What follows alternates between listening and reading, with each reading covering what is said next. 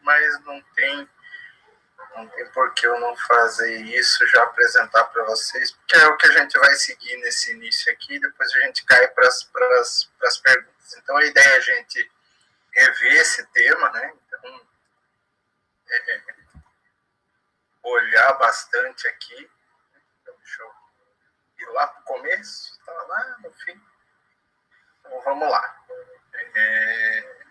Imagino que todos devam estar vendo a apresentação aqui, só eu que não enxergo todo mundo aqui. Tá? Então, qualquer coisa vocês vão sinalizando para mim. Eu disponibilizei lá no início do nosso chat, tem um linkzinho ali, que é para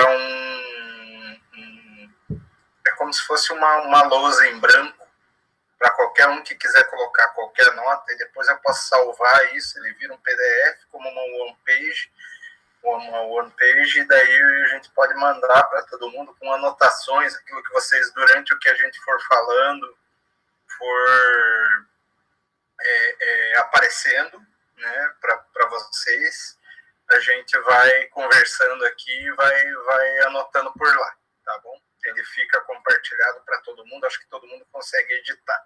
Pelo menos essa era a conversa virtual entre eu e o Mitch antes de eu começar a reunião, né? Então, vamos lá. Então, recuperando um pouquinho do que o Luiz colocou,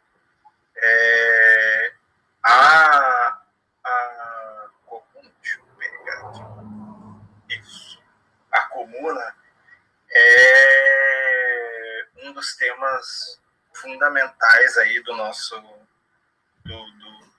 ciclo básico, né? E ela é fundamental, primeiro, porque ela é a continuação de todo o processo que vem do início das revoluções burguesas lá em 1789, quando a burguesia, junto com o proletariado, porque até então se vivia sob o regime feudal, faz a revolução, derruba o Estado feudal e inaugura um outro modo de produção no mundo, que é o modo de produção capitalista, e estabelece pela primeira vez essa relação entre trabalhadores e burgueses, entre oprimidos e opressores, com o formato no qual a gente vive até hoje, né? Então, ela recupera desde 1789, dos processos de 1789, até o seu desenrolar em na década de 40 do século XIX, 1848, até 53, tudo que nós vimos na primeira etapa do nosso ciclo de formação sobre o manifesto do Partido Comunista, as revoluções da década de 40 do século XIX, que colocam pela primeira vez em choque o proletariado com os limites da burguesia, então, que já mostra pela primeira vez o seu papel contra-revolucionário para o desenvolvimento da humanidade. Então, naquele momento, ela começa a escancarar os seus limites, né, até onde ela iria e até onde ela não iria mais, e qual as relações de fato que iriam se desenrolar entre burgueses e proletários, e que a gente coloca até hoje. A partir de então, vem a comuna, é como se fosse o segundo grande episódio dessa história, em que pese tudo que nós vimos lá na primeira etapa. Ela é tão importante porque ela é a primeira, ela é o primeiro exemplo de uma revolução que coloca na história da sociedade o proletariado no comando do Estado, embora muito limitado. É a comuna, é dentro de Paris, mas ela coloca o controle do Estado do Estado na França, e coloca um duplo poder pela primeira vez dentro daquele território, a classe trabalhadora, o proletariado, como protagonista da Revolução. Então, pela primeira vez, esse choque tem uma outra dimensão. Ele não vai, o poder não vai diretamente para as mãos da burguesia ou de algum setor dela, com a monarquia, por exemplo, como aconteceu em alguns processos durante o século XIX, depois das revoluções aí, burguesas lá do início do século XIX. Então, por isso ela é tão importante para nós. Esse processo é um processo que é completamente apagado dentro da história mais formal, não à toa pela importância dele. Ele é completamente... Se vocês fizerem uma pesquisa para entender, por exemplo, guerras franco-prussianas, que é exatamente o motivador da Comuna diretamente. Ele vai falar sobre a unificação da Alemanha, ele vai falar sobre as diferenças entre França e Alemanha, dividida e Prússia, principalmente, que era o estado mais pesado do que iria virar a Alemanha depois, né? Fala sobre Bismarck, mas fala sobre o Napoleão III, Luiz Bonaparte, mas não fala nada sobre a Comuna de Paris. Zero, niente. É como se não tivesse existido. E isso tem um motivo para ser assim, né?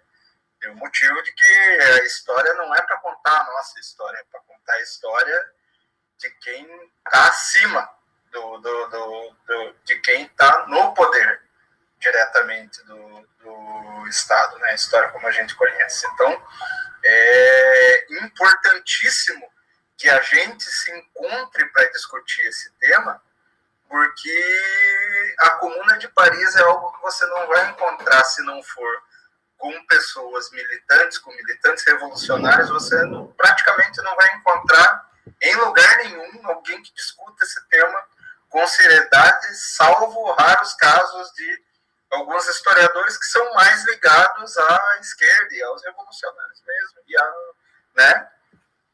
No mundo, o resto do povo normalmente passa, né, o resto da história oficial, da historiografia oficial, passa ao largo dessa revolução, que é muito importante. Começando ela aqui,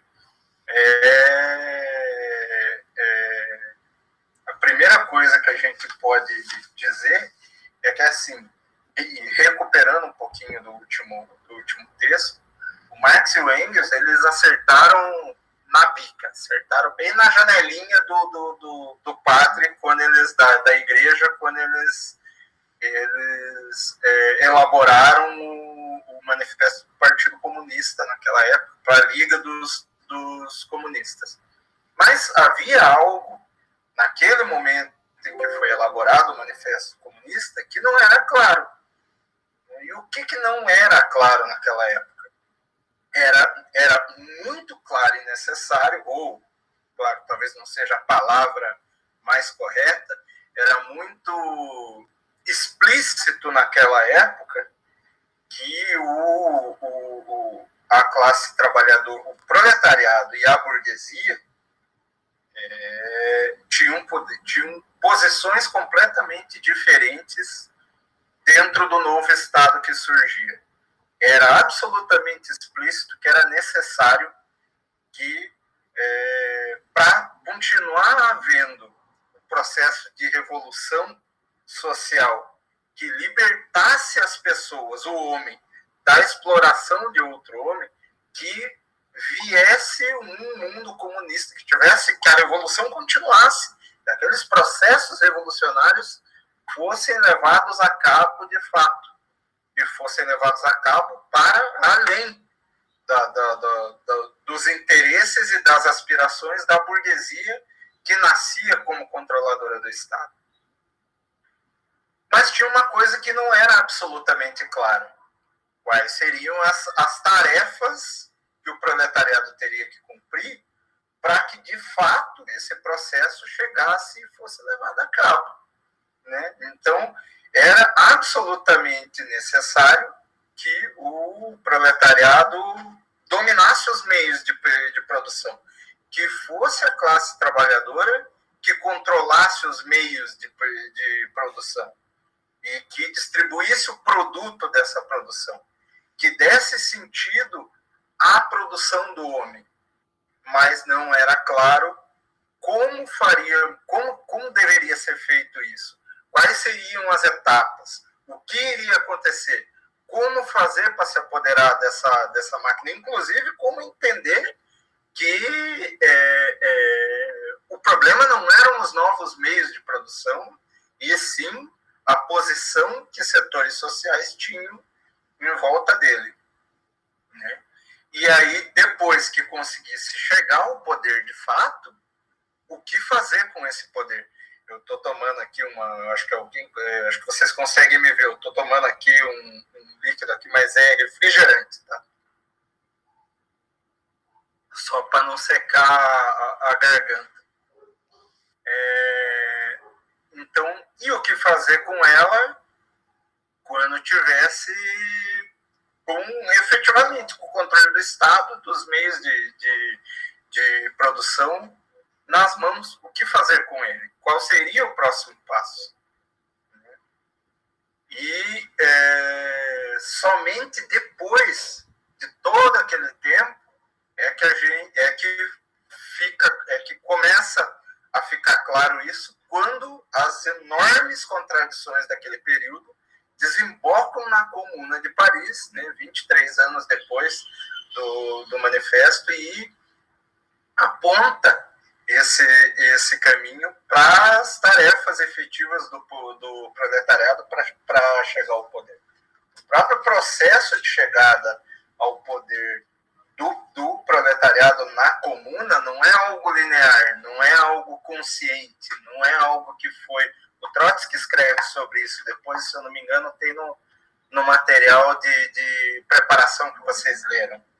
Né? Então, o proletariado não era 100% consciente do que teria que fazer para chegar até lá e qual o seu papel, quais eram as suas responsabilidades nesse caminho. Então,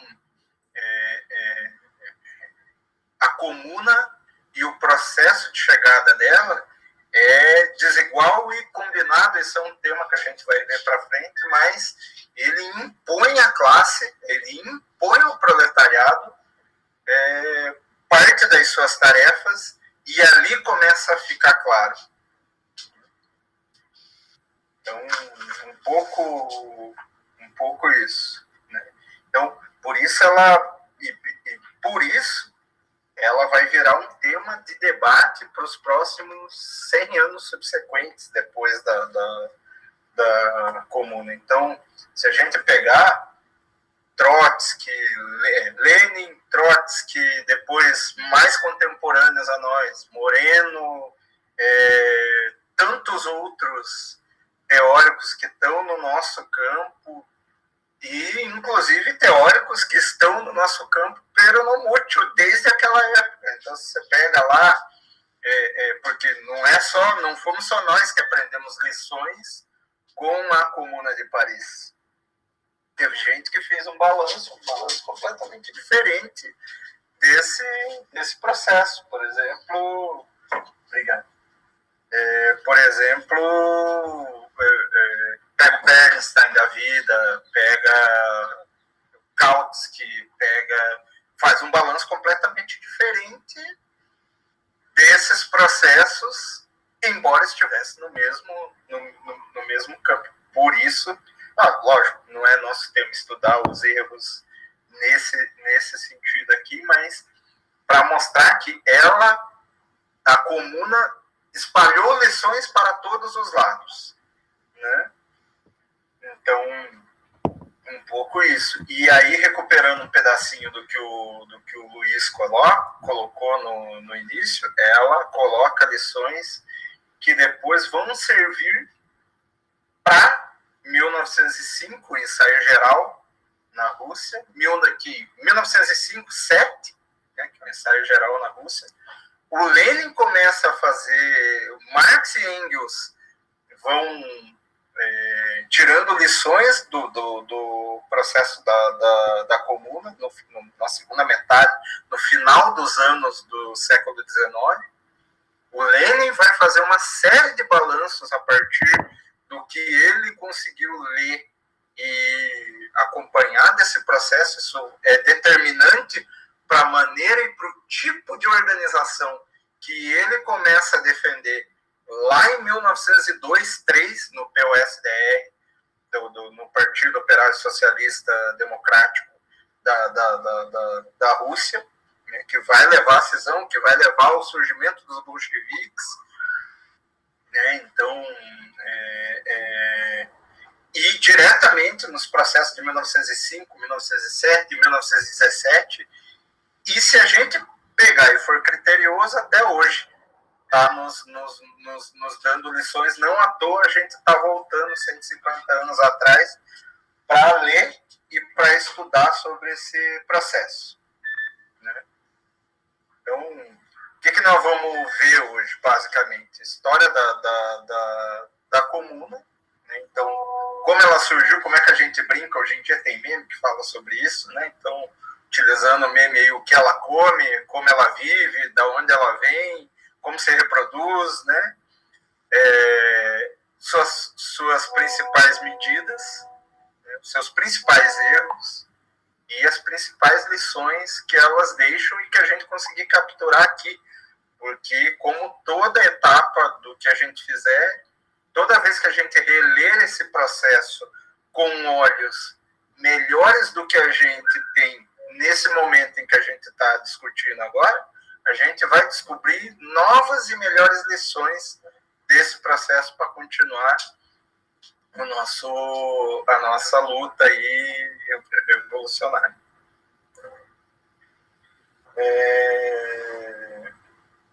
Então, indo diretamente ao que foi a Comuna, então, depois da metade do século XIX ali, enormes contradições entre o que envolviam tanto a unificação burguesa do Estado alemão com Bismarck e as contradições que existiam no Estado do Luiz Bonaparte, né, do Napoleão III, né, então, que tinham a ver muito com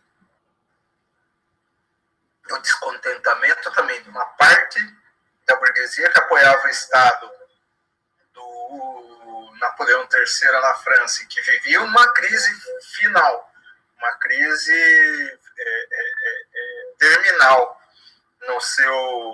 na sua justificativa para existir. Então, lembrando que ele é um dos motivos pelo qual a gente cita o termo bonapartismo hoje, por exemplo, vem dele. Então, um Estado que tinha um governo muito em crise, vai a uma guerra com o Estado prussiano, e uma guerra completamente suicida do ponto de vista político-militar, em que o Estado francês é derrotado, o Estado francês burguês é derrotado de todas as formas. Então, naquele momento, durante o 18 de março ali, durante março de 71, o exército prussiano, que era melhor, mais bem armado, mais bem equipado, maior do que o exército francês, já tinha encurralado completamente o exército francês, né? E tinha capturado, inclusive, o próprio Luiz Bonaparte na guerra, né? Então, dezenas, centenas de milhares de proletários tinham morrido na guerra, né? A França ficou completamente sitiada. Então, nesse processo, o governo do Estado francês, que estava governado por um cara chamado Thiers, né? Então ele se manda para Versalhes. Então toda a turma da burguesia se manda para Versalhes, porque já entendia que iria perder a guerra, e começa a trabalhar na assinatura de um armistício, uma declaração de paz, que na prática iria impor aos trabalhadores da cidade e do campo, aos proletários, tanto das áreas rurais na França, quanto os proletários industriais dentro da França, condições pesadíssimas, mais pesadas ainda, devido do que eles já viviam. Então, a derrota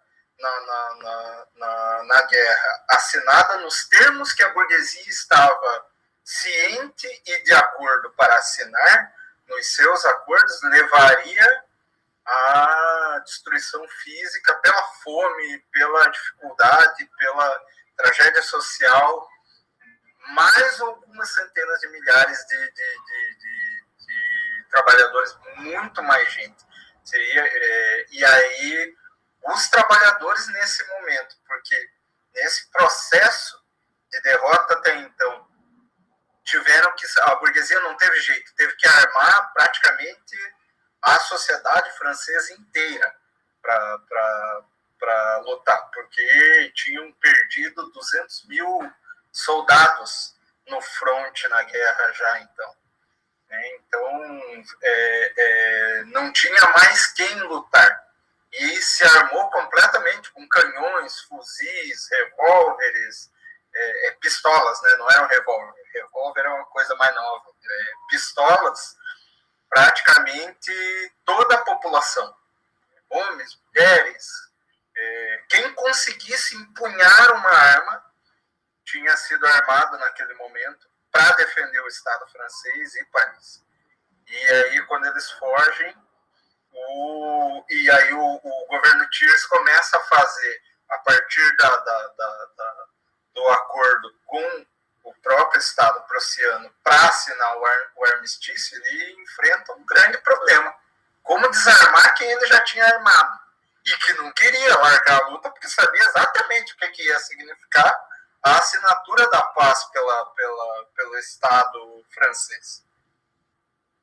Então, o proletariado queria continuar defendendo o Estado. O próprio Marx diz: existe uma diferença na guerra burguesa nesse caso e a guerra franco-prussiana, porque os comunards, né, os proletários que estão defendendo a França, Paris nesse momento principalmente, e que podem levar a uma derrota da invasão prussiana e uma vitória nesse sentido de Paris em relação à Prússia, levariam à derrota não só o Estado prussiano, eles derrotariam a própria burguesia da França junto com o Estado prussiano. Então ele fala, nessa guerra nós temos que estar do lado, inclusive,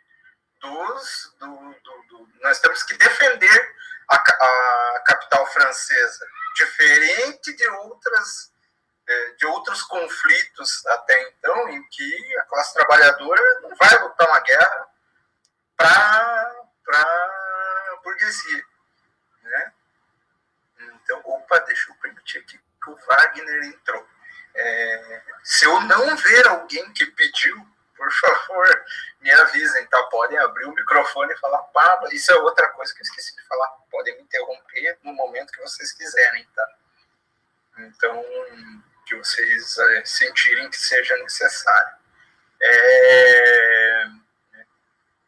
Então, esse acontecimento, lembra quando eu falei no início lá que de uma forma diferente acaba que forçosamente a realidade joga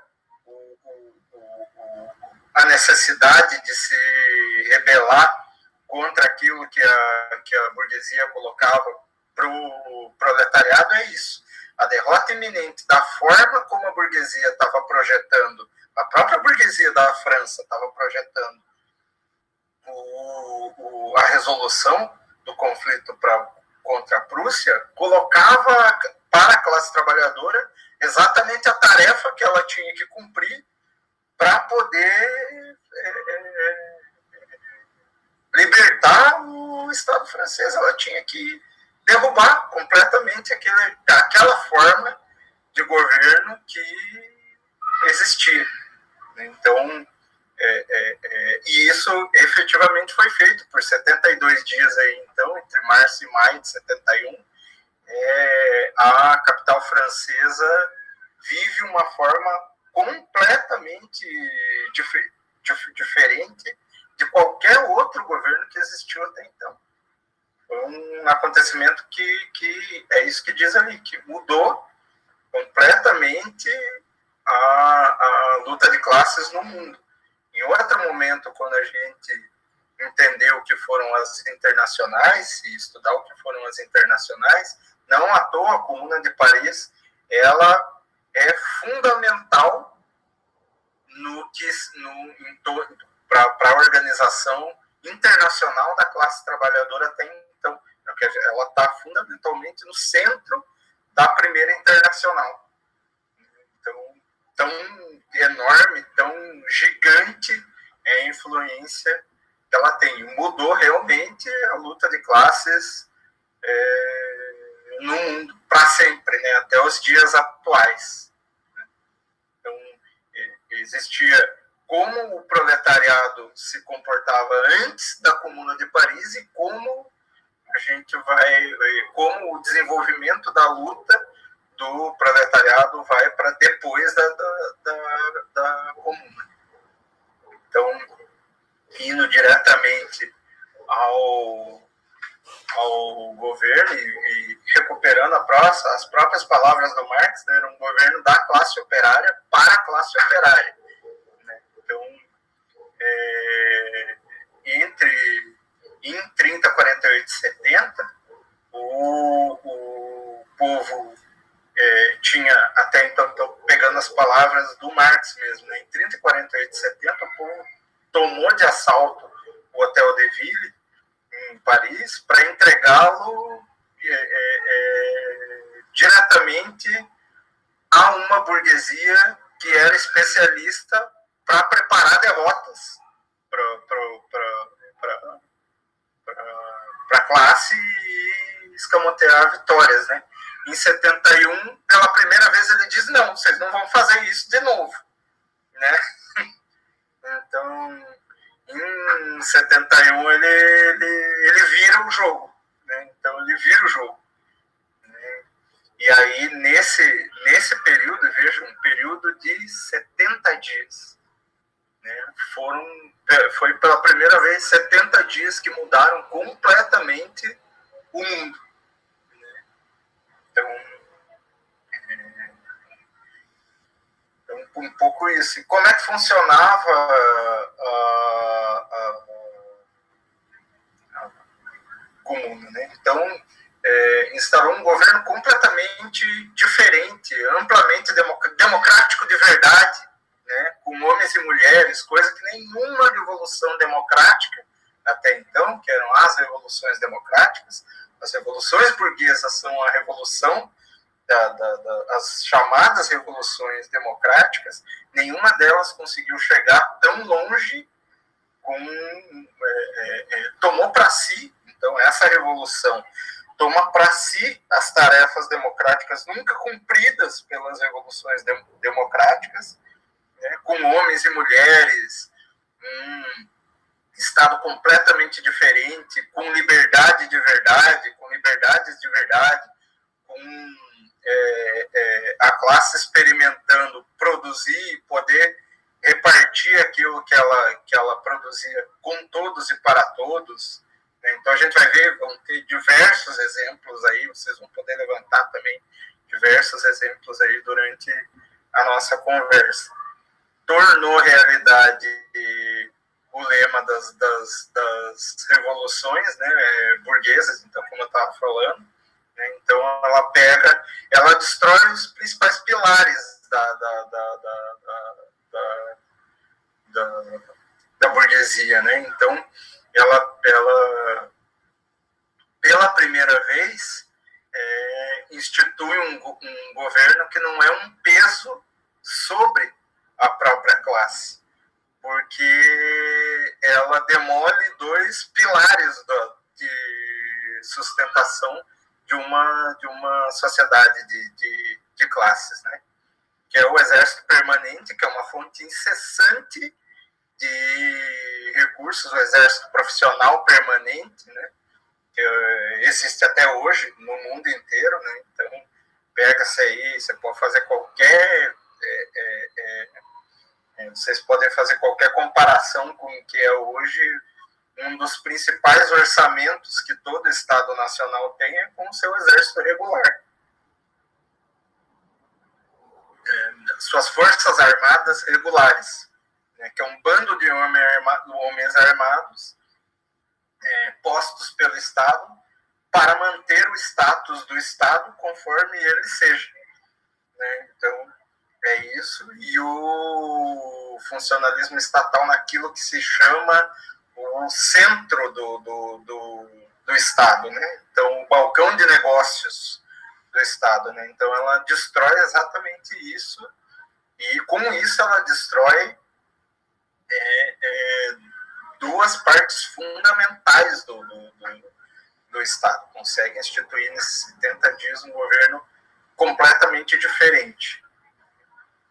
Então, todas as instituições da Comuna eram instituições democráticas, sem mandato, realizadas pelas pessoas conforme elas mesmas escolhiam, a partir da sua função dentro do Estado que estava surgindo ali, né?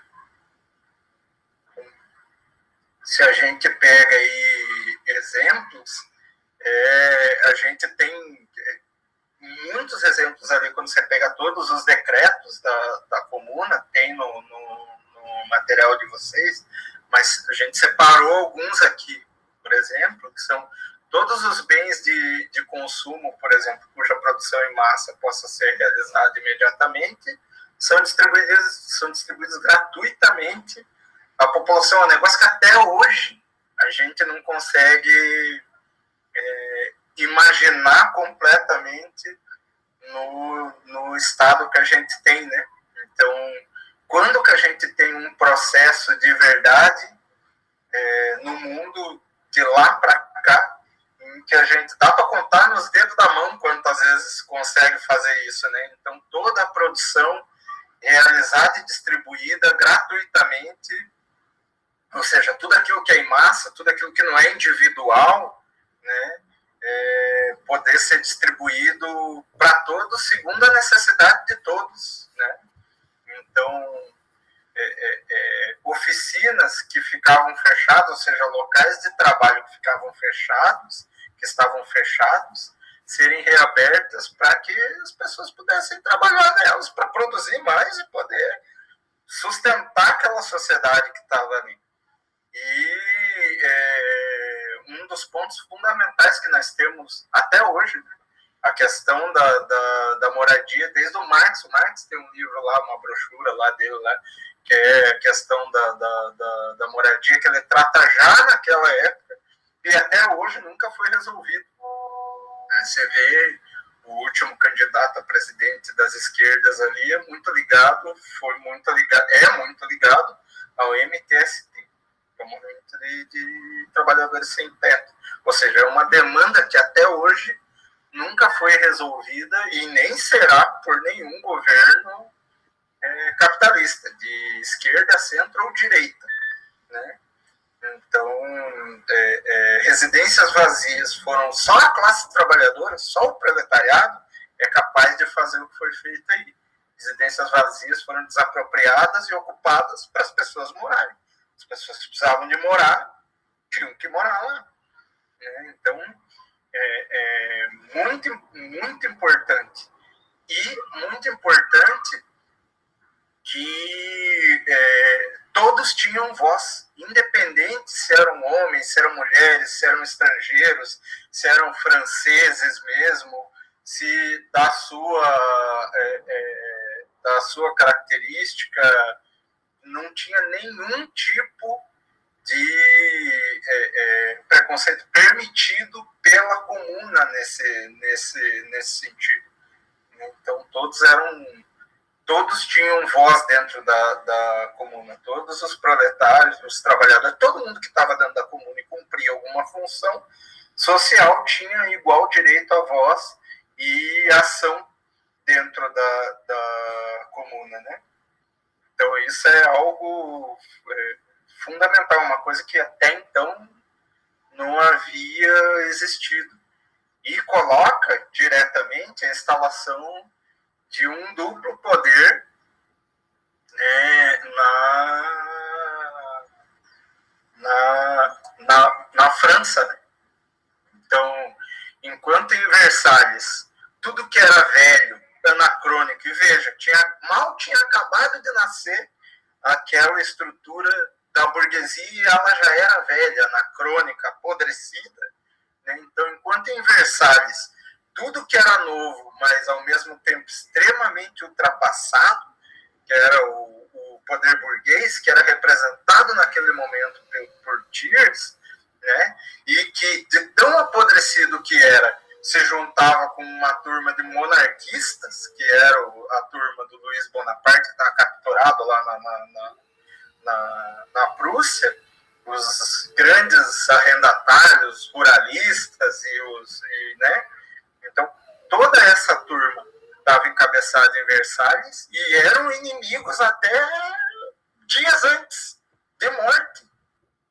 Inimigos de se capturar e se enforcar e se fuzilar. É isso aí. Todos estavam em Versalhes, né?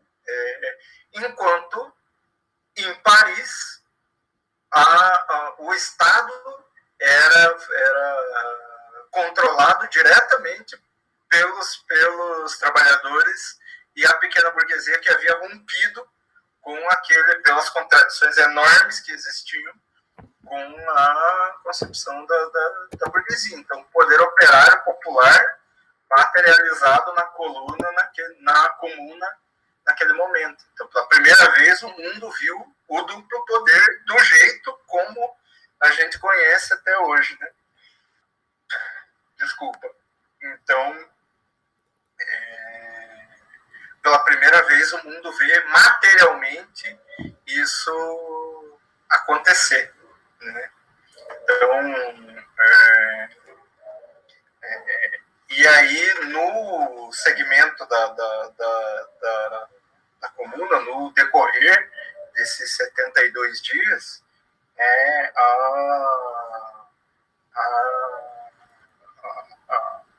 os trabalhadores da comuna, também só falei de coisas boas, né? Mas devido até à sua própria, pensa, era a primeira vez que o proletariado fazia isso de verdade. Então, pela primeira vez, eles acertavam e pela primeira vez também erravam. Né? Então, pegos pela própria ingenuidade dos trabalhadores, o Trotsky também escreve isso, não tinham a não existência de um partido que tivesse exatamente a função de ser a condensação histórica da experiência da classe trabalhadora para colocar uma estratégia de fato que levasse os trabalhadores ao cabo ao final do seu processo, colocou os trabalhadores, o proletariado ali em algumas armadilhas. Né? Então, a comuna tenta reagir aos ataques de Versalhes, marchando sobre eles sem a devida preparação em abril, né? E aí depois o Versalhes ataca Paris cru, de maneira brutal, né? A Comuna tenta organizar a defesa, mas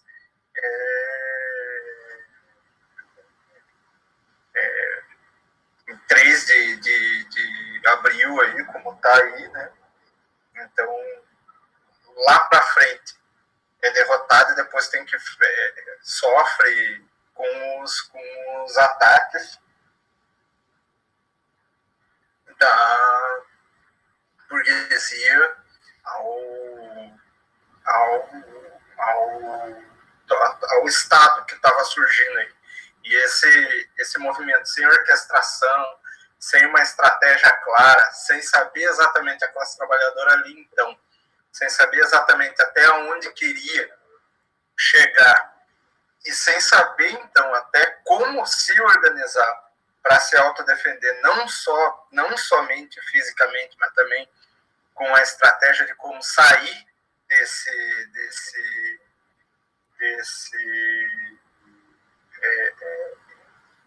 estratagema, considerando a condição do próprio proletariado, que não tinha, até naquele momento, rompido com as suas... rompido completamente com as ilusões sobre o antigo poder e as suas instituições. A Comuna tenta, por um lado, resistir, por outro lado, construir um acordo, ou melhor, respeitar um acordo oferecido pelo Estado, até então, de uma Assembleia Nacional, né, de um governo que trouxesse uma paz, né, a suposta paz naquele momento, e inclusive acreditando numa manobra de que nessa Assembleia Nacional depois pudesse existir alguma forma de respeito do Estado de Versalhes ao que se produzia ali, né? Então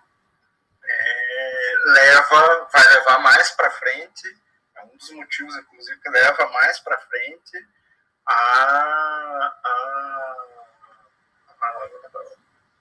aos problemas que surgiram, que levaram à derrota da própria Comuna. Então, parte da Comuna, a gente trata o governo da Comuna, o governo dos proletários, como dá a impressão que é uma coisa só, né? Mas não é um movimento extremamente heterogêneo, que era composto de, imagina, proletários, pequena burguesia, dentro deles tinham todas as correntes, né, de pensamento. Você tinha os proudhonianos, anarquistas, estavam todos lá, tinham os comunardes que estavam mais próximos ao Marx, ao Engels, ao marxismo revolucionário em si. Então você tinha todas as batalhas ideológicas e todas as ilusões também dentro daquele mesmo ambiente, né? Então, tudo isso leva a vários problemas, né? Então, esse processo vai assim até abril, né? Então, a Comuna, a direção da Comuna, então, acredita mesmo que a manobra eleitoral oferecida por Versalhes seria respeitada, mas a burguesia tinha tudo, menos dúvidas sobre o que ela fazer. Se, por um lado, o proletariado tinha dúvidas de como iria agir, por outro, a burguesia não tinha nenhuma dúvida. Thiers e o governo de Versalhes, a Prússia, a burguesia mesmo, não tinha nenhuma dúvida de como eles iriam reagir, né? Eles estavam todo o tempo ganhando tempo para poder se preparar para derrotar a Comuna, né?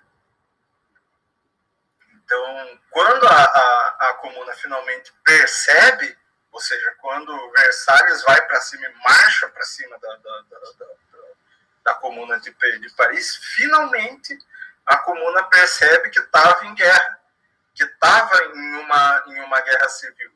Mas o fato de não ir à guerra civil, marchando como os comunistas, para derrotar completamente a burguesia, mas de forma unificada, sublevando todos os proletários da França contra a burguesia no momento anterior, fragiliza muito a Comuna.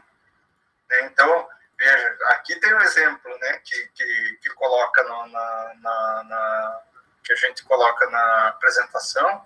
Então, eram fuzilados prisioneiros, combatentes aprisionados da Comuna todos os dias, né? Então, enquanto que do lado da Comuna demora-se para chegar a mesma reciprocidade, assim, né? Então, ou usar o terror revolucionário, por exemplo, contra o Estado de Versalhes que ali estava, né? Então, isso é um problema. Você não entender que você está em uma guerra civil, que essa guerra civil seria violenta. E a violência revolucionária, ao não ser utilizada corretamente pelos revolucionários, cobra um preço muito pesado, né? Então, aqui tem até mais um exemplo aí da moral, né? Então, tem aí um autor, o Lissa Garay, que narra esse acontecimento aí, né? Então, a moral dentro da Comuna para ser... E só o que conseguia manter a Comuna resistindo era esse tipo de coisa, era a moral mesmo, né? Então, um jornal pergunta ali, Le Français, eu não sei dizer esse nome aí, mas visita a ambulância do Dr.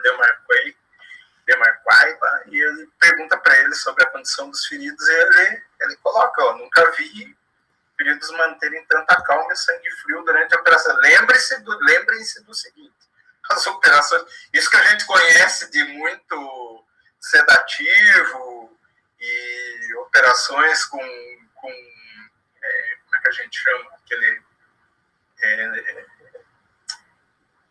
sedativo que a gente fala, anestesia, era um negócio completamente rudimentar até então, né? E, em geral, na maioria das vezes, as pessoas não tinham nenhum, né? Você amputava a mão do cara na ferocidade, né? Então, era um pedaço de pau para o cara morder, e para a pessoa, né? Só para não colocar nesse sentido, era um pedaço de pau para a pessoa morder que estava sendo operada ali, e vai que vai, né? Então, as pessoas mantinham a calma e ele só conseguia atribuir isso a uma enorme convicção do que eles estavam fazendo. Então, e aí tem esse outro exemplo aí do jovem de 18 anos aí, amputado, que levanta a outra mão.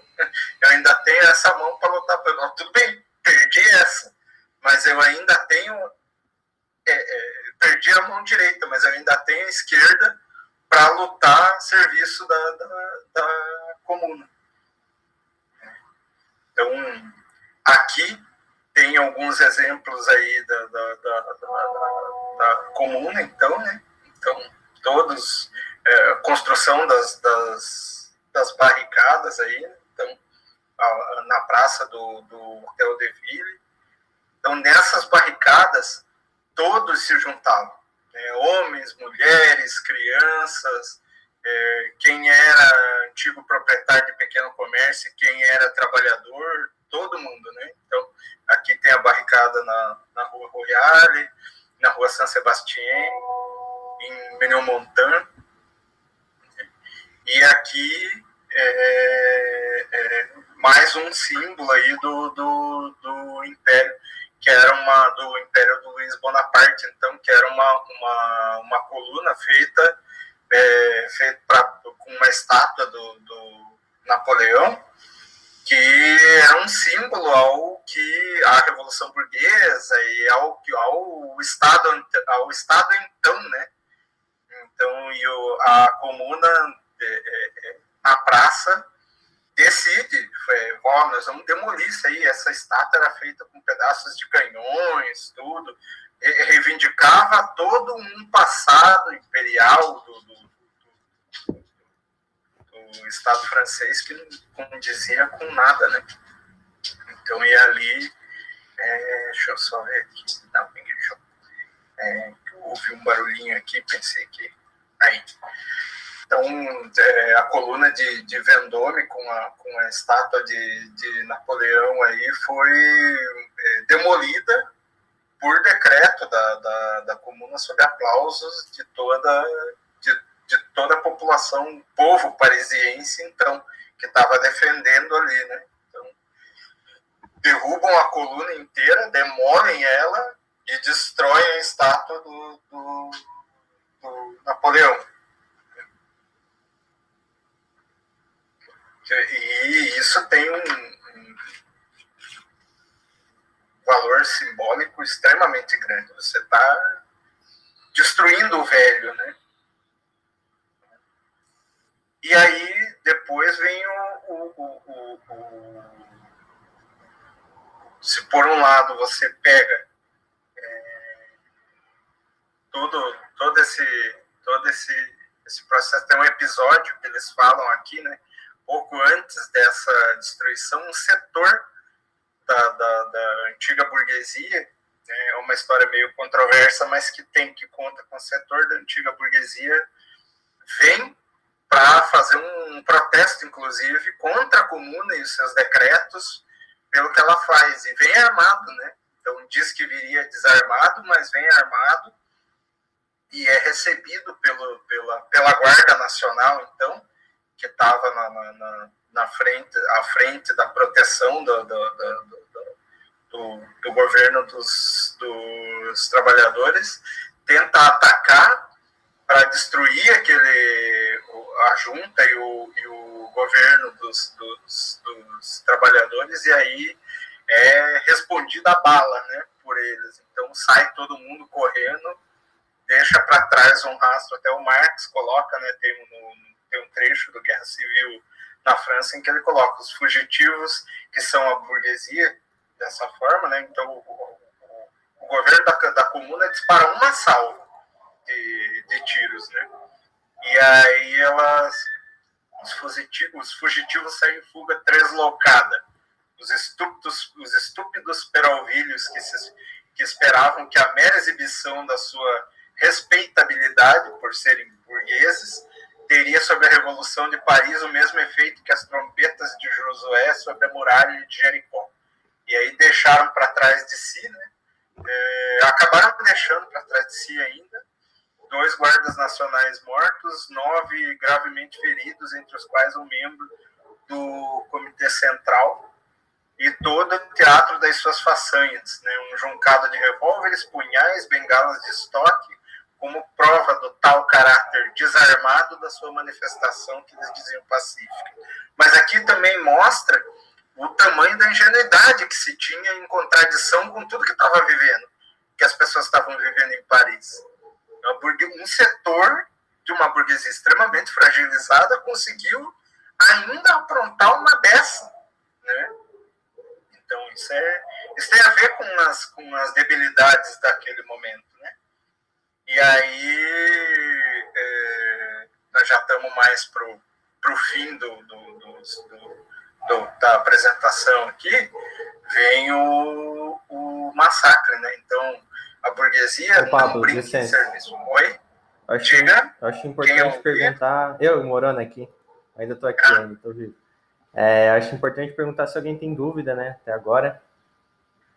Algum questionamento? Eu citei lá no início, pedir para qualquer um que ache que queira me interromper, pode me interromper, mas é super válido.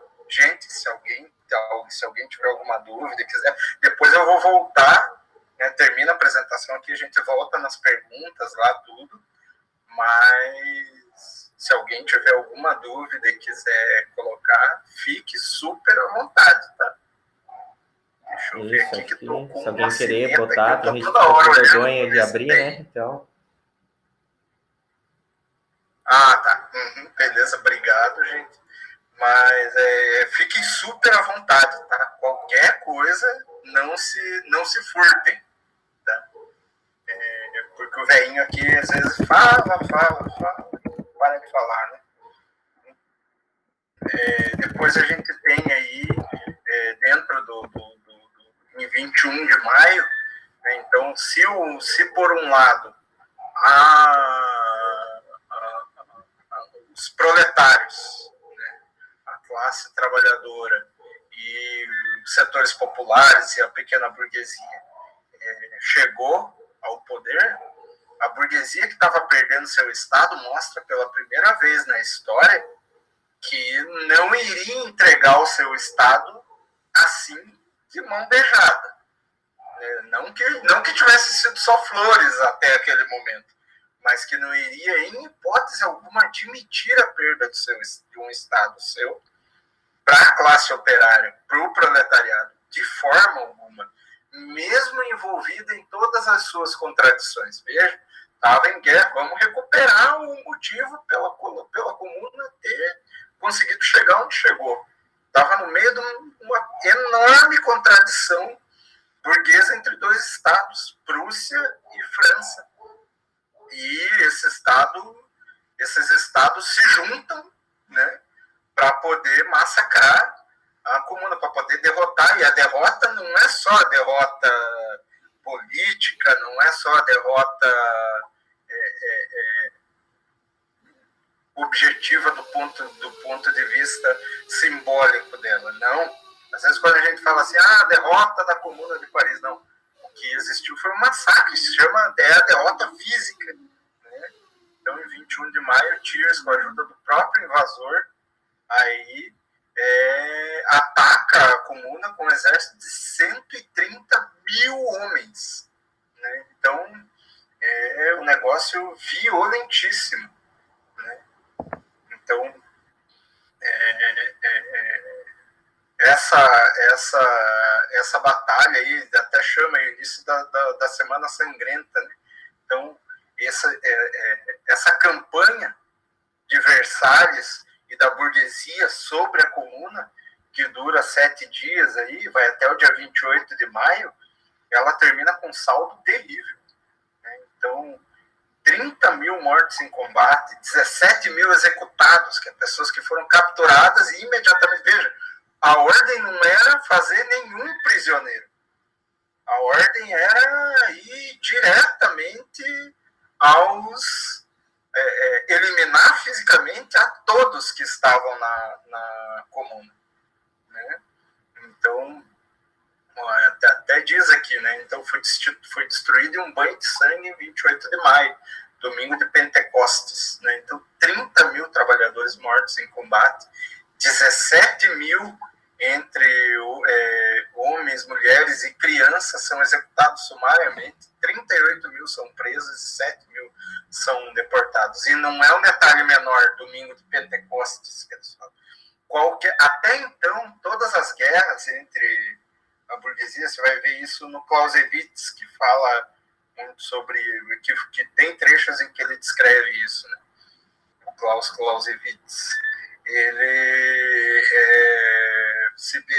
Existia-se um protocolo, então, mesmo durante as guerras, dias como domingo de Pentecostes eram dias em que ninguém atacava ninguém, né?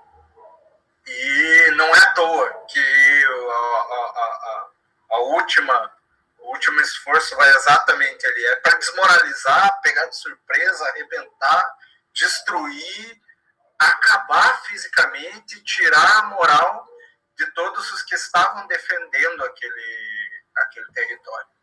Né? E ali deixa muito claro para ninguém passar. Né? Então,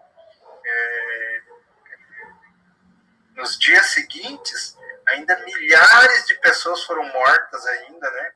Então, tanto colocavam nos parques diretamente, nos quintais das casas e nas casernas. Né? Então, eles Eles diretamente levavam, e tinha que ser, as execuções eram na frente de todo mundo, que era para desmoralizar quem continuasse vivo, era para não voltar a fazer o que tinha sido feito.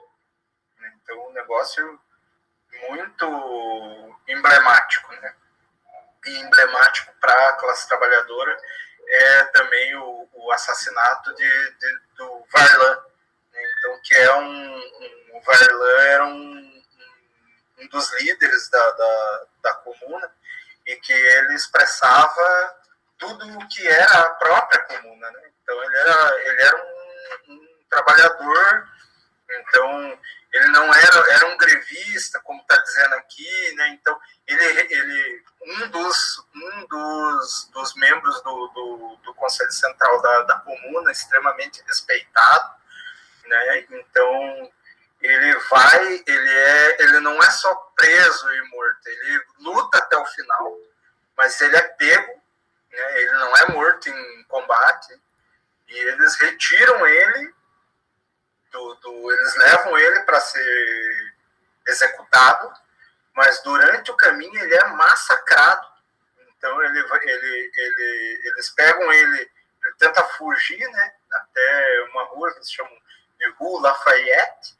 Então, um dos oficiais de Versalhes reconhece ele ali e eles conseguem prender, amarram as mãos deles nas costas e, durante o caminho, eles arrebentam ele completamente. Quando ele chega na praça para ser executado na rua de Rosiers, que eles falam, o rosto dele já estava completamente desfigurado, um dos olhos dele já tinha caído.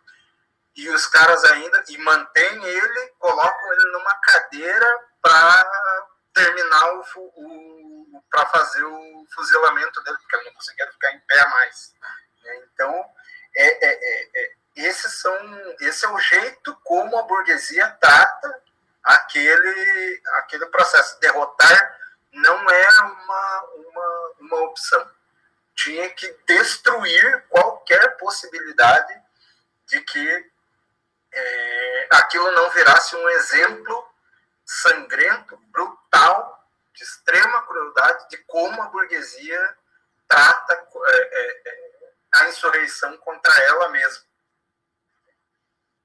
Então, aqui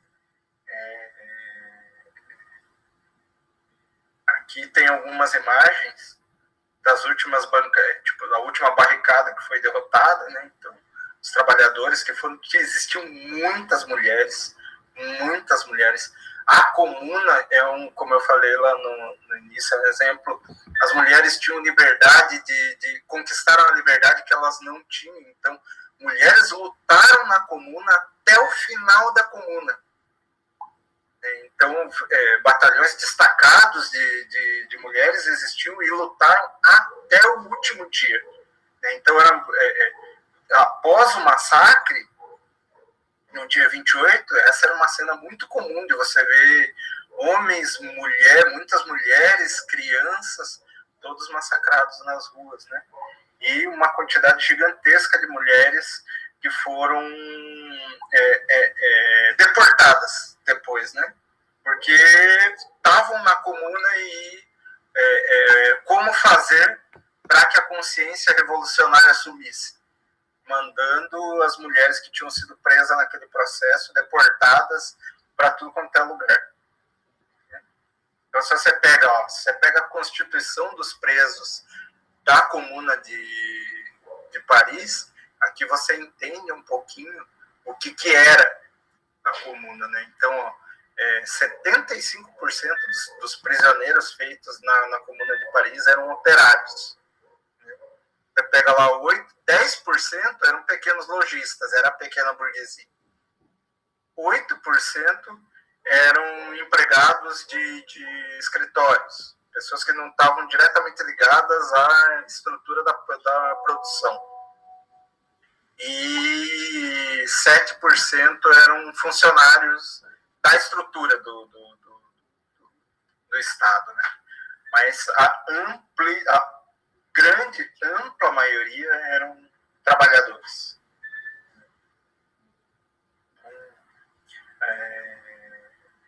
um aspecto que a gente precisa, que tem que ser muito levantado, assim, é um internacionalismo. Como eu falei no início, na comuna não tinha nenhuma diferença entre homens, mulheres, crianças, pessoas, nacionalidades, não existia a xenofobia, foi combatida, né? Então tinham milhares de estrangeiros que faziam parte da comuna, que tenho dado, né, 2.000 estrangeiros lutaram na Semana Sangrenta, mas tinha muito mais estrangeiros dentro de Paris. Pense que Paris é um grande centro, né, como é até hoje um grande centro na Europa. Então tinha muita gente de muitos lugares lá. 1.725 estrangeiros são presos, né? Entre 1.850.000 habitantes de Paris, entre 150 e 200 mil eram estrangeiros.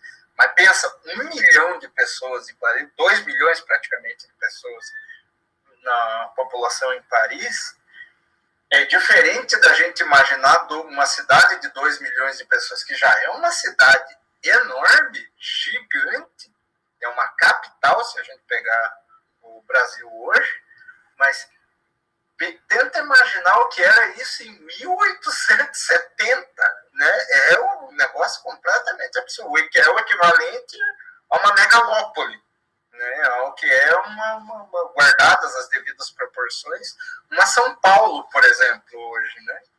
Então, desse setor de 150 a 200 mil pessoas eram estrangeiros vivendo em Paris, né? Então, foi em si uma experiência que coloca o senso do internacionalismo, né? Então, em toda a Europa ocorreram manifestações em solidariedade à comuna.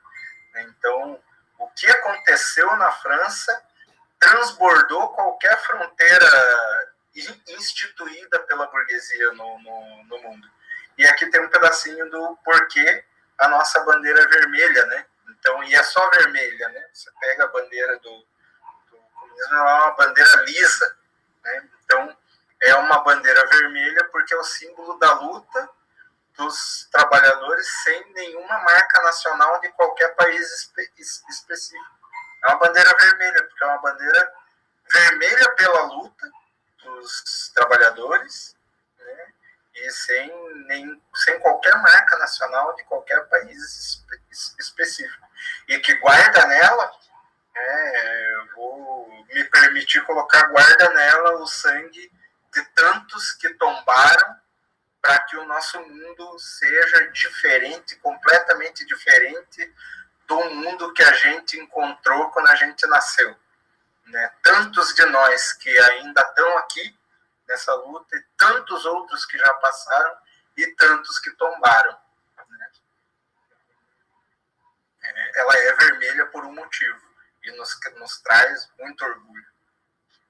Então, a arte e a liberdade sexual eram se expressavam dentro da comuna, né? Então, tem aí o exemplo do Gustave Courbet, né, que é o presidente da Federação dos Artistas durante a comuna, né? Então, é considerado criador do realismo social na pintura, então, colocando a vida, como ela é, a vida popular, a vida dos populares dentro das telas, né? Que até então se pegava tudo que era de arte, era ou estava diretamente sacro, ou era idealizado a partir de coisas da própria burguesia, né?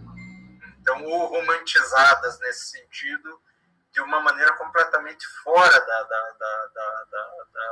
da vida dos proletários. E ele começa, ali ele cria todo um outro jeito ele cria todo um outro jeito de tratar o tema, né? Então, e aí eu acho que é isso aí. Estamos chegando no fim já, estamos quase chegando no fim, né? Então, é isso aí. A ideia é passar um pouco disso. Então era muito internacionalista e antirracista, né? Então tem esse elemento dentro da comuna. E aí tem a Associação Internacional dos Trabalhadores e a sua relação. E aí escolhido para ela, esse é o último slide, gente. Estou terminando de apresentar tudo aqui para vocês. Então, tem um papel muito importante na comuna e na organização das mulheres através da sua representante, Elizabeth Dimitrieff, né? Então, um pouco isso. Correspondente do Marx e representante da Associação Internacional dos Trabalhadores na comuna, né? Então, muito destacada. Tem luta durante toda a comuna até o fim.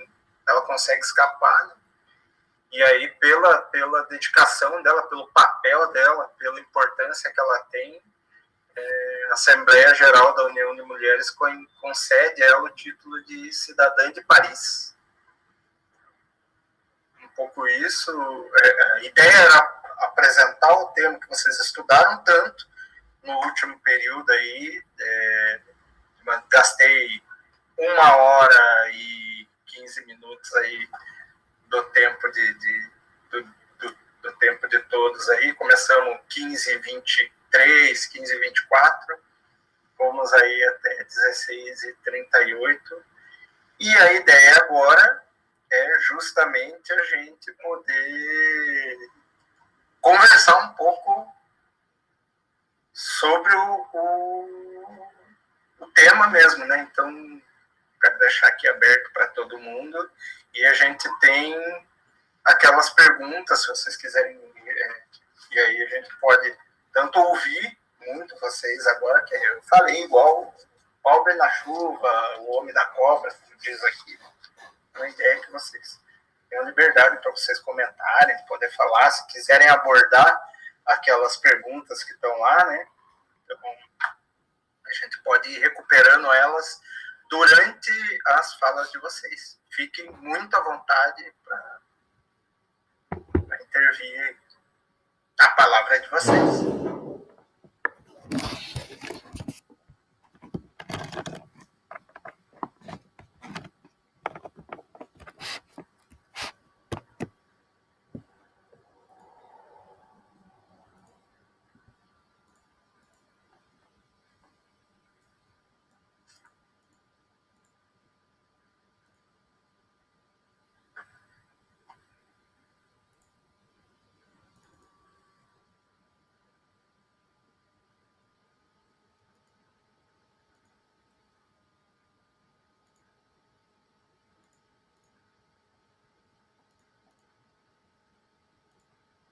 Não sei se ninguém quer falar nada. Foi tão ruim assim.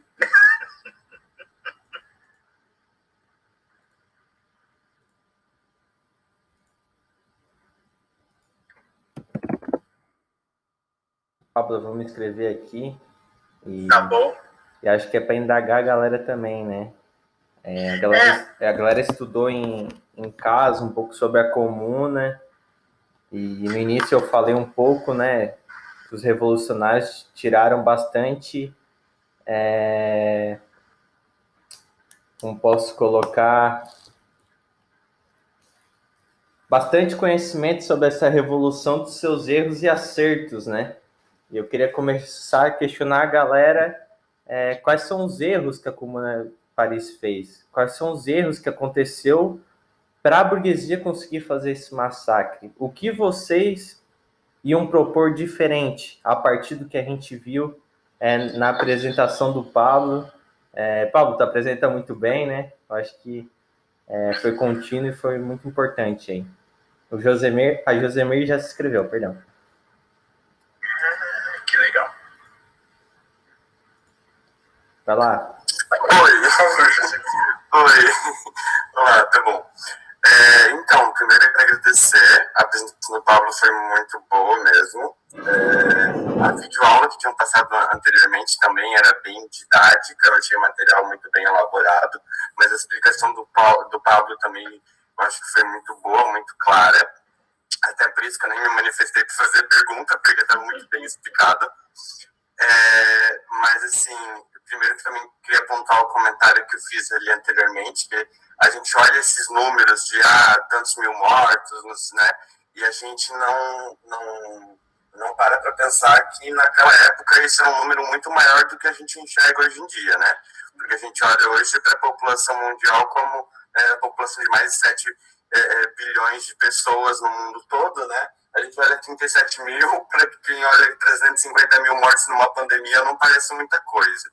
Mas para aquela época, para aquele contexto histórico, essas mortes eram muitas, eram pilhas de corpos, né, que enchiam as ruas, era uma situação de calamidade pública e também de saúde, né, porque eram vários corpos expostos ali. Mas, para além disso, para a questão que o Morana colocou a respeito dos erros da comuna, que eu vim olhando tanto no material colocado pela explicação do Pablo, a primeira coisa que eu pontuaria seria nessa despreocupação com a revolta da burguesia, né? Digamos assim, eles estavam muito confiantes de que a burguesia ia respeitar as leis, ia respeitar a legalidade, ia respeitar a diplomacia, e não se prepararam para avançar nessa questão de tomada da produção e tomada do poder mesmo para o proletariado, até mesmo por causa dessa heterogeneidade que se tinha na organização. Então também não tinha um alinhamento de pauta, né? Alguns queriam para um lado, outros queriam para o outro, outros queriam de um jeito, outros queriam de outro. Fora que também isso é um ponto que ficou bem claro, tanto no material quanto na explicação também, a necessidade de um partido organizador, né? Porque o proletariado ele tinha aquele pessoal mais, digamos assim, experiente na parte burocrática, o pessoal dos escritórios, o pessoal, né, que tinha um conhecimento, né, da letrada. 75%, como a gente viu ali, grande parte era o proletariado que não tinha habilidades políticas, né, de organização política.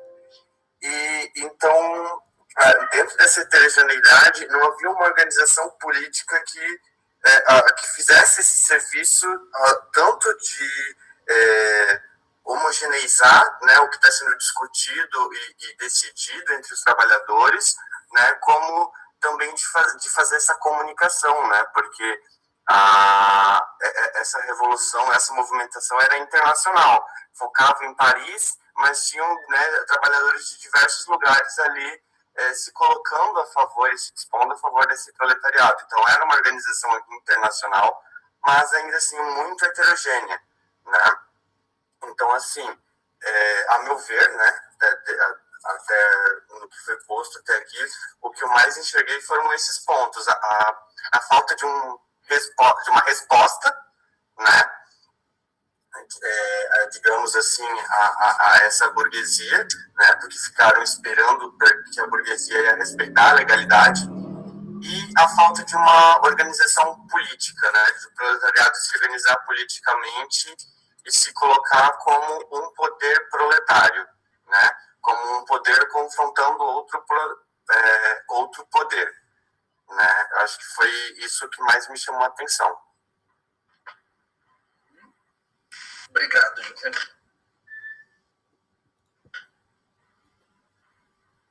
Mais alguém, gente? Próxima que está inscrita é a Selma. Eles estão se inscrevendo nos comentários, tá, Paulo?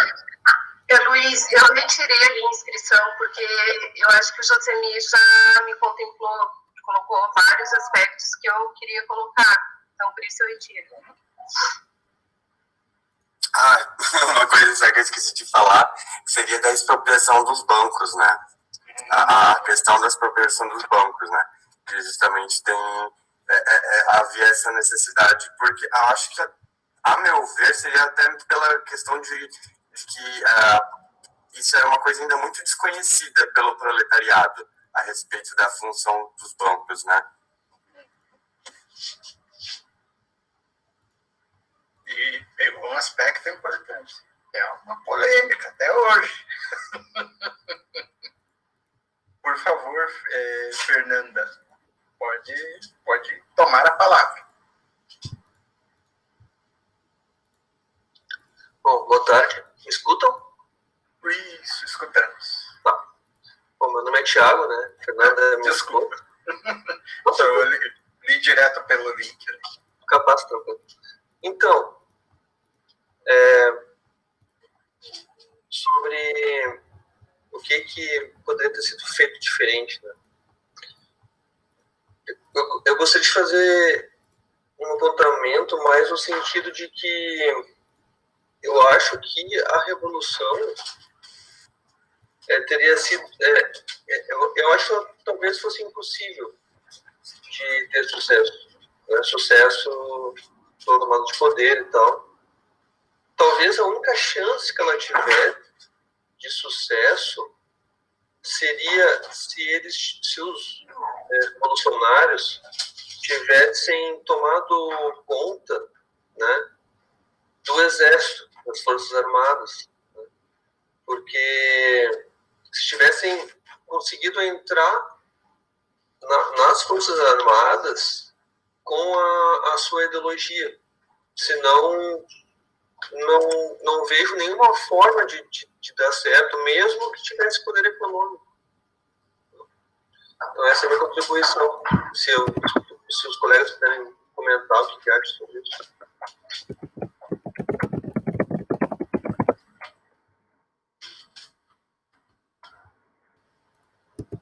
Eu estava anotando aqui. José. Então, justamente para complementar a fala do amigo aqui, realmente, essa parte do exército é uma parte que eu estava, inclusive, pensando na parte da apresentação e acabei esquecendo, né, de comentar quando a questão foi colocada. Mas sim, essa parte do exército é muito importante, justamente porque é o principal ponto fraco, né, justamente da burguesia, né, porque o exército, querendo ou não, ele fazia parte desse proletariado, só não se enxergava como, né?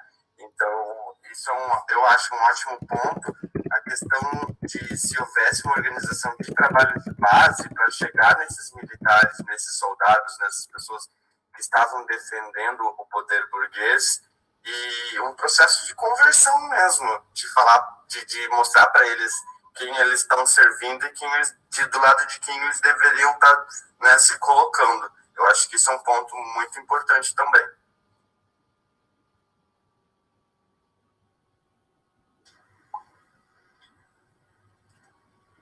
Tércio, por favor, seja muito bem-vindo e faça uso da palavra.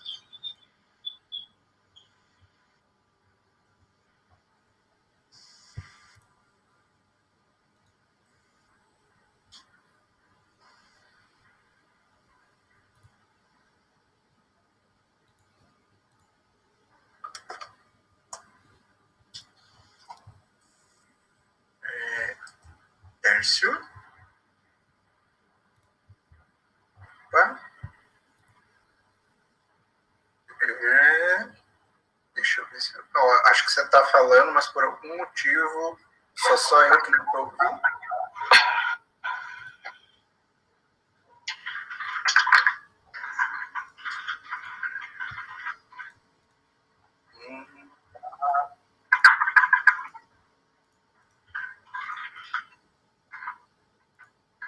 Continuo no... Gente, alguém me ajuda. Será que é só a minha máquina que não está ouvindo? Tá ruim aqui também. Eu não estou ouvindo também.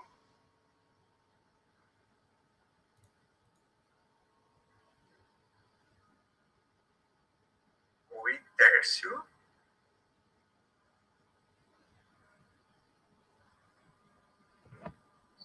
Também não escutou. Oi. consegue recomeçar? Talvez o teu microfone agora está fechado. Se você puder... Ah, tá. Vai entrar com o telefone. Beleza. Oi, Tércio. Você consegue nos ouvir agora e consegue retomar?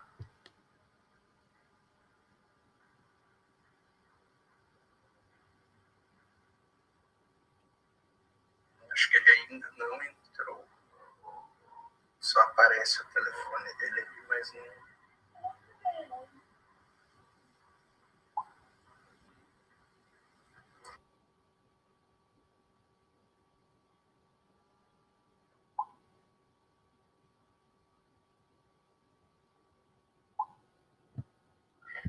Alô? Sim? Pode falar. Parece que o senhor... Sim. Você estava escutando agora? Pablo, teu mic tá fechado. Mas estamos Tá escutando. muito Tércio. bom, pode falar. Isso, agora está muito bom, Tércio. Seja muito bem-vindo, pode falar. Entrei pelo celular agora, eu não sei o que está passando aqui com o PC. Ok. Meu nome é Tércio, eu sou da Guiné-Bissau, né? País de África Ocidental também. É um prazer estar aqui com vocês, né, para aprender sobre esse curso tão importante, né, do marxismo. Eu faço federal aqui, Faculdade de Direito aqui em Curitiba. Já estou no penúltimo ano do curso, né? Enfim, eu tinha umas dúvidas com relação ao decreto da Comuna de Paris, principalmente no artigo 11 e 12, né, fazendo correspondência aqui. Então, artigo 11, né, está escrito assim: é abolida a escola velha, as crianças devem sentir-se como em sua casa, aberta para a cidade, a vida. A sua única função é a de torná-la felizes e criadoras. As crianças decidem a sua arquitetura, o seu horário de trabalho, o professor antigo deixa de existir. Ninguém fica com o monopólio da educação, pois ela já não é concebida como transmissão do saber livresco, mas como transmissão das capacidades profissionais de cada um. Esse aqui é o 11, né? Eu não sei se eu posso ler também 12 já juntando, ou seja, posso deixar depois esclarecimento e expor o segundo artigo, né? Por favor, pode ficar à vontade. Então, o segundo artigo, né, que é a segunda dúvida também, ou seja, artigo 12, né, falou assim, reproduzindo aqui: a submissão das crianças e da mulher à autoridade do pai, que prepara a submissão de cada um à autoridade do chefe, é declarada morta. O casal constitui-se livremente com o único fim de buscar o prazer comum. A Comuna proclama a liberdade de nascimento, o direito de informação sexual, desde a infância, o direito de aborto, o direito à anticoncepção. As crianças deixam de ser propriedades de seus pais, passam a viver em conjunto na sua casa, dirigem a sua própria vida. Então, eu queria uma explicação muito mais detalhada e profunda sobre esses dois artigos, né, do decreto da Câmara, né, para eu poder compreender melhor. Eu acho que eu não compreendi muito bem a insinuação. Sim. Vou te pedir só um favor, Tércio. No primeiro que você estava falando, eu perdi um pedacinho. Eu perdi o pedacinho que você falava o artigo dele direitinho ali, qualquer. É artigo 11, né? Sim, né? Ah, legal. Obrigado, cara. Deixa eu ver aqui. Daí tinha a Selma, que estava inscrita também. Ah, é isso mesmo. A Selma estava inscrita agora também. Pablo, dá para ouvir? Tá, sim. Uhum.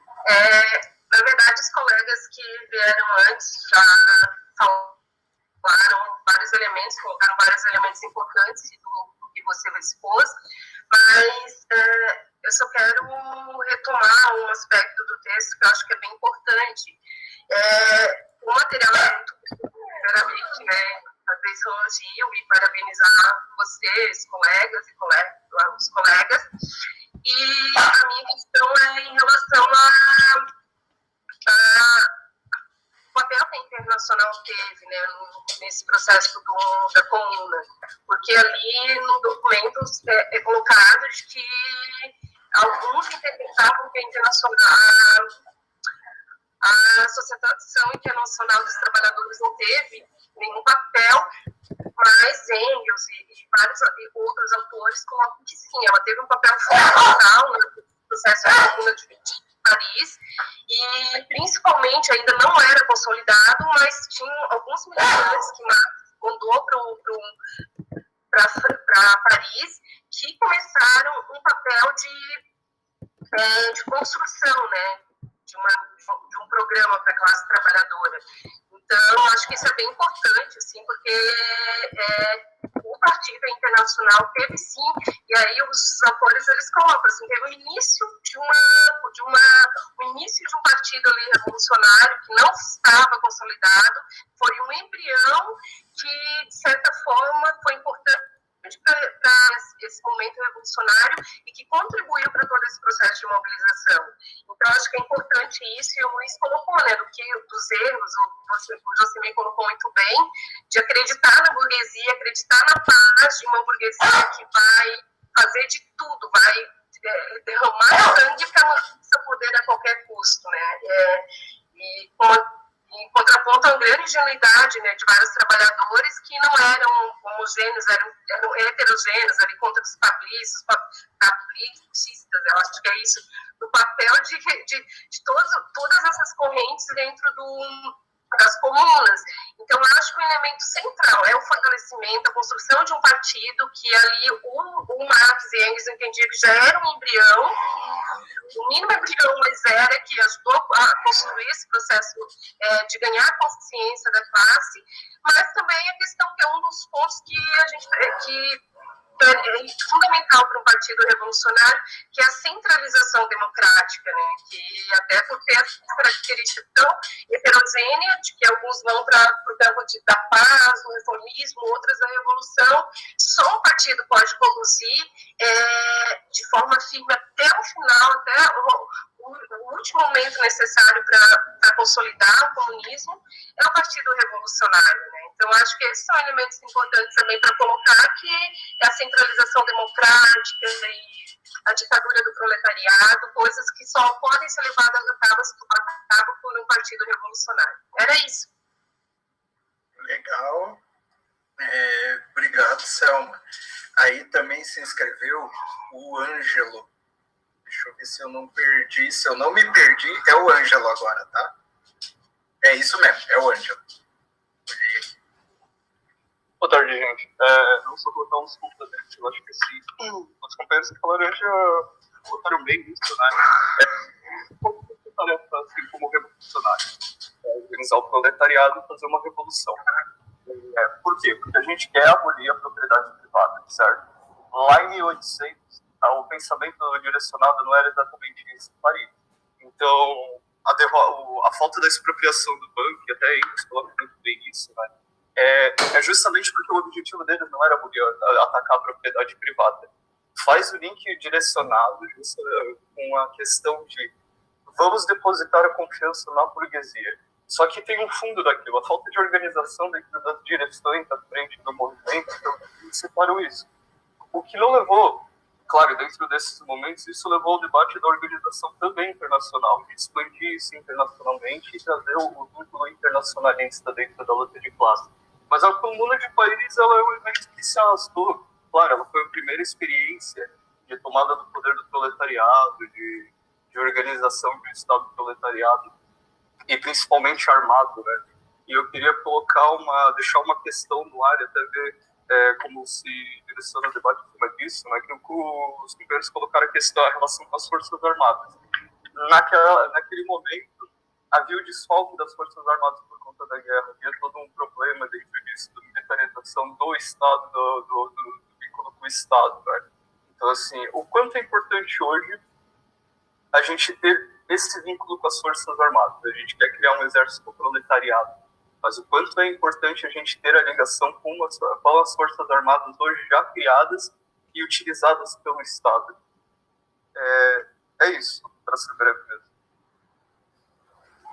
Obrigado, Ângelo. E aí também se inscreveu a Giovana.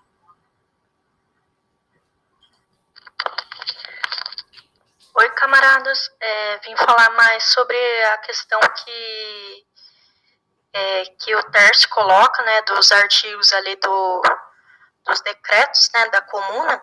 E no artigo 11, quando eu vejo isso sobre a abolição da escola velha, eu acabo me lembrando muito dos processos de ocupação de escolas que a gente teve. Porque ele fala ali, né, sobre a escola velha, o professor antigo, aquele monopólio da educação.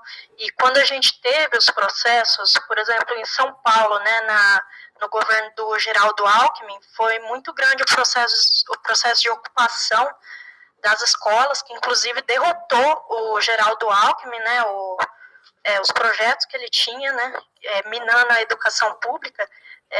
E tem, né, tem até um documentário que Acabou a Paz, isso aqui vai virar o Chile, que retrata isso. E aqui eu falo aqui de Maringá, Paraná, e aqui no Paraná também no governo Beto Richa foi muito forte o processo de ocupações, em Curitiba muito forte, aqui em Maringá especificamente eu acompanhei de perto, o pessoal acompanhou de perto, e a escola, ela era exatamente isso, era como a casa dos estudantes. E estudantes que antes nunca haviam sido aplicados na escola, nunca haviam dado importância para aquele conteúdo ali, né, cada um na sua carteira, e, enfim, elas começaram a participar das rodas de conversa que aconteciam. A Universidade Estadual de Maringá aqui, vários alunos graduandos dos cursos, eles iam até as escolas a gente fez esse movimento para dar aulões, né, para os estudantes que ocupavam as escolas, e vários temas eram discutidos de várias matérias, desde física, matemática, até filosofia, sociologia, sobre discussões sobre política, ideologia também, e aí é como se a escola realmente tivesse virado, se torna muito mais acolhedora e acaba potencializando a sua capacidade de ensinar e de ter uma educação emancipadora, assim. A gente sabe que no capitalismo esse papo de que a educação vai salvar o mundo, né? Se a gente não tiver uma visão de derrota mesmo desse sistema, é bem difícil ela por si só. Mas com esse decreto, a comuna coloca a importância dessa questão da educação, né? Dela ser mais atenta à própria necessidade dos estudantes. E aí, sobre o artigo 12, eu vejo mais sobre a questão né, quando a gente fala da submissão das crianças à sua família, e quando fala, né, sobre acaba sendo a submissão da mulher também, no cuidado dessa criança, né, que recai muito sobre a mulher, e ao mesmo tempo ela proclama essa liberdade de nascimento, né, do direito da informação sexual, desde a infância, que é o que muitos da direita, né, e da ultradireita, eles combatem, né, a educação sexual, que inclusive que define, né, que coloca ali sobre o conhecimento sobre anticoncepção, né, que é a capacidade de se proteger contra a gravidez indesejada, e coloca ali, né, a educação sexual para entender, e o direito ao aborto legal, né, para que as mulheres pobres deixem de morrer, porque o que a gente vê e eu não sei como era esse contexto, estudei a fundo na França nessa época, mas acredito que havia também muitos abortos, e enquanto as mulheres burguesas, né, elas sempre tiveram o privilégio de estar abortando em condições seguras, né.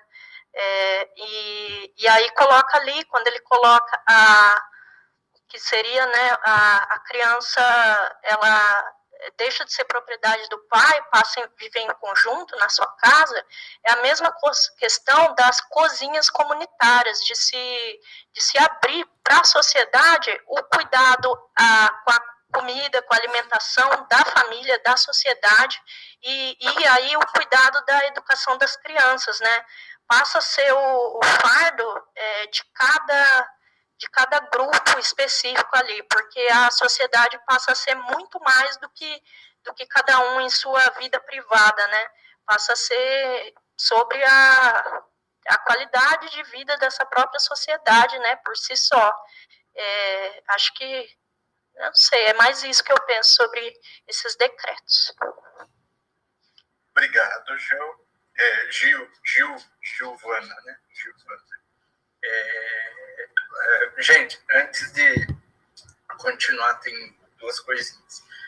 O pessoal tinha pedido para eu dar uma retomada nas respostas das perguntas aqui, que foi super legal, porque todo mundo está querendo. Começou devagarinho e o Wagner tem razão. O Wagner até me puxou a orelhinha aqui de fora. Ele falou, Pablo, estimula, que às vezes eu esqueço disso, né? As pessoas tomaram o controle da plenária para falar, isso é muito bom, né? A Laís pediu, então, como a Laís pediu durante a fala da Giovana, vamos dar a palavra para a Laís também, e daí eu queria perguntar para vocês se vocês têm acordo que depois da Laís, aí eu retomo para amarrar um pouquinho assim os temas. Pode ser?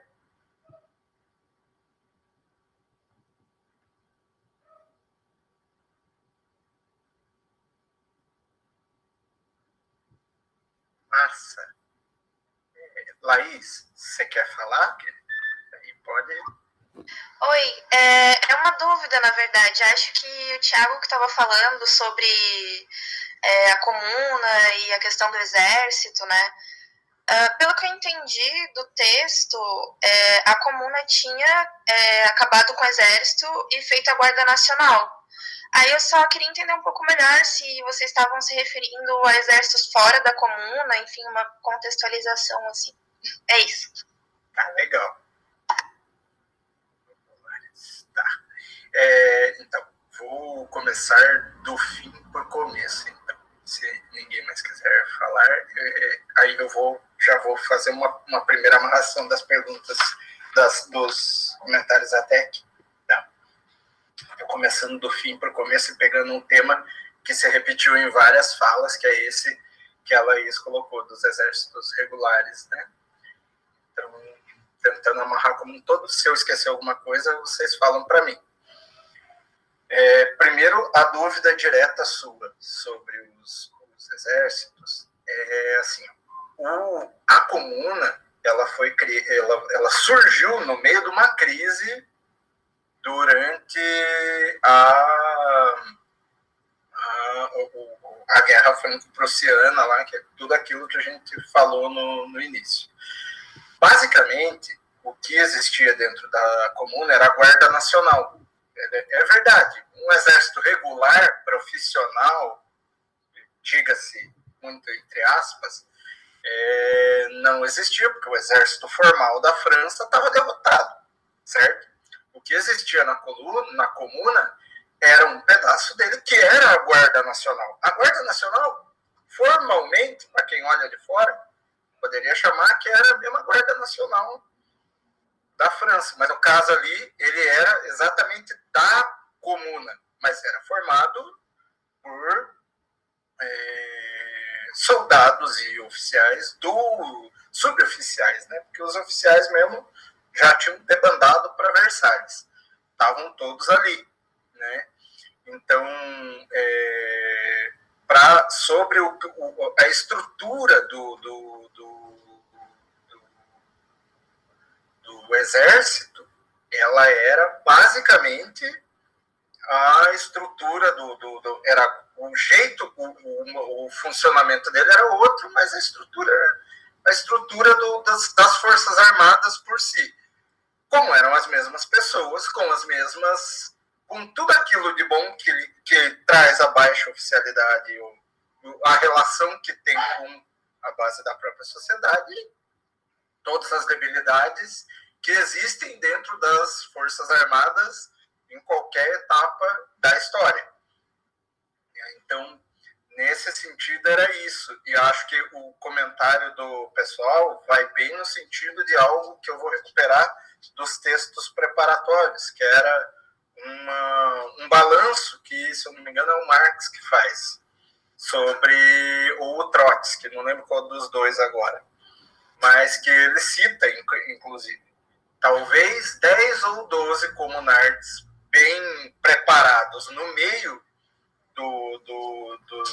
dos exércitos, e não só deles, dos outros também, pudessem ter mudado completamente a situação.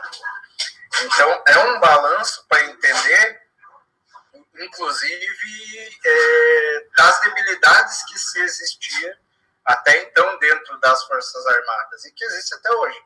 Recuperando um pouco do tema na parte do que o Ângelo fala, é a importância que tem da classe trabalhadora, mas esse é um tema bem polêmico, tá? Sobre como intervir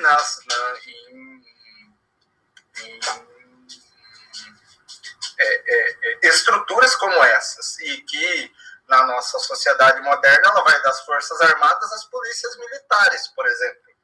Se a gente fizer um paralelo com o nosso mundo contemporâneo, dentro do Brasil, nós temos muitas estruturas militarizadas que não necessariamente são o exército regular, mas que são estruturas militarizadas. E é diferente do que acontece, por exemplo, em outros países onde as polícias são um bando de homens armados mais profissionais em outro sentido, né? No Brasil historicamente é mais ligado à estrutura dos militares. Vou pedir só um segundinho, gente, que tem uma criatura aqui, que é a Moca, que eu preciso tirar ela do quarto. Peraí.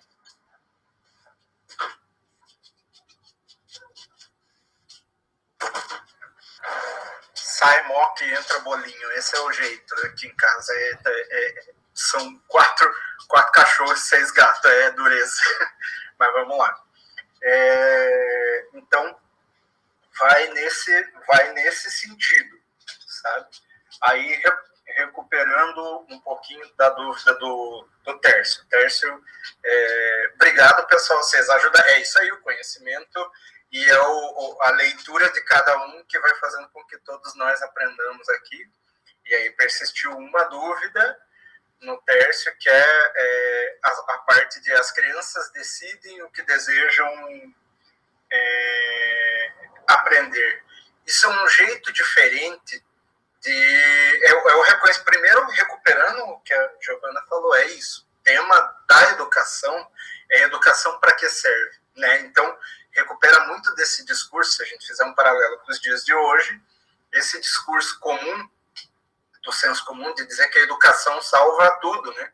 E a educação não salva se o intuito dela não for salvar, né? A educação, ela educa, e basicamente ela faz isso. Agora, para quê? É a sociedade quem tem que definir, né? E nesse caso das crianças decidem o que elas desejam aprender, é uma experiência social mesmo,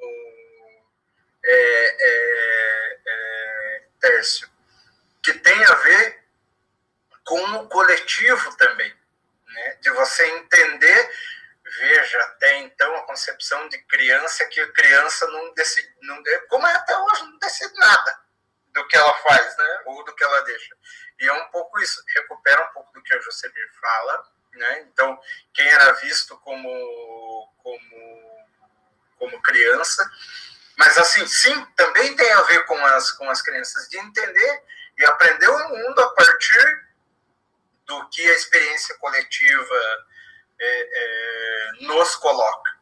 Né? Então, é um pouco a educação, e veja quão revolucionária era em 1871. A Comuna conseguiu falar de um tema que deve-se falar nas faculdades de educação até hoje, né? De como fazer essa educação transformadora e que ela se torne uma via de mão dupla, que não é a criança não é uma tábua rasa que recebe tudo que vem só e pronto. Nem nós, né? Porque nós também, que passamos pela nossa educação também, em qualquer das nossas etapas aí, às vezes posso estar falando com pessoas que eu venho de uma realidade assim, às vezes conheci pessoas que foram começar a passar pela educação formal depois dos 17, 18 anos. Né? Então, nos EJA da vida, ou até eu já ajudei a alfabetizar algumas pessoas, então, e que tem a ver com você entender o outro lado, entender que as pessoas aprendem também, tem os dois sentidos a educação, e veja quão revolucionária era a Comuna, que já então enxergava a questão a partir desse prisma, né? Então, para ver a capacidade que a classe tem de, muitas vezes as pessoas falam que os trabalhadores não têm como, o que seria um mundo dirigido pelos trabalhadores, porque os trabalhadores nunca iam saber o que fazer com nada, é diferente, talvez não soubessem o que fazer, ou não saibam, a gente não saiba coletivamente o que fazer, sem ter uma organização que nos ajude a fazer os balanços que são coletivos para toda a classe, no sentido de entender para onde nós vamos, mas o que nós queremos fazer, o proletariado mundial sabe muito bem, né? A questão da mulher também, né? Então, vejam, tem um aspecto só que eu queria reforçar, que ali no texto fala. A mulher e as crianças pertenciam ao pai, e isso era quase que uma instituição. Elas pertenciam ao pai até, se fosse uma criança que fosse menina, até que o pai decidisse para quem ele enviava aquela vida, né? Porque a menina, depois a mulher, eram vidas, tinham escolha, tinham vontades, tinham tudo, né? E simplesmente era parte do pai ou parte do marido, né? E ali, a partir de então, se modifica todo o prisma de como enxergar a mulher, né? Então, é muito libertador, coisas que a burguesia jamais sonhou em aplicar para o proletariado em qualquer momento, né? E aí vou recuperar uma outra coisa que foi muito falada aqui, que é o papel do partido, né? E isso é abordado pelo Trotsky nos textos complementares de vocês ali, de preparação, né? Então, um partido revolucionário, ele faz com que tudo aquilo que era inconsciente, ou que em determinado momento, parte das dúvidas, inclusive, do que o Marx coloca, você sabe, quando a gente elaborou o Manifesto do Partido Comunista, a gente não tinha muita ideia do que ia ser. E a partir dos balanços de 1871, e do que se aprendeu com a experiência histórica de 1871, vai começar a se entender o que é o papel do partido de um partido dentro desse processo, e que esse balanço só vai se completar completamente, desculpa a redundância, só vai se completar finalmente em Lenin, em 1902-3, quando ele percebe o tipo de organização que tem que montar. E não é só porque ele era um gênio, fora do comum e tal. Eu posso até achar que ele é um gênio, fora do comum e tal, né? Mas ele recupera experiência histórica dos balanços do Marx e do Engels, recupera a experiência histórica do que viveu o POSDR na Rússia, para entender finalmente o momento em que se vivia o mundo, para entender finalmente até onde vai. E como superar a contradição das experiências diferentes da classe quando ela chega num momento crítico da história, como é o duplo poder, a tomada do poder, e que precisa ter uma organização que condense a história e a estratégia da classe trabalhadora e possa dar o elemento consciente para aquilo que não é consciente. Nós vamos explorar muito mais isso para frente, no resto do ciclo aí. Mas, basicamente, dando um spoiler, é um pouco essa a importância que tem o partido nesse processo, né? Então, veja a heterogeneidade que tinha dentro da própria comuna, né?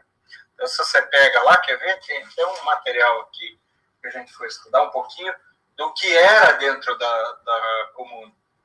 Então, ó, você tinha dentro da comuna operários que eram 21%, mas aí você tinha, por exemplo, escritores, artistas e profissionais liberais que eram 10%, você tinha empregados que eram 3%, depois você tinha pequenos fabricantes que eram 3%, e 1% de rentistas. Você tinha pessoas que viviam de renda dentro da comuna, e estavam lá na comuna.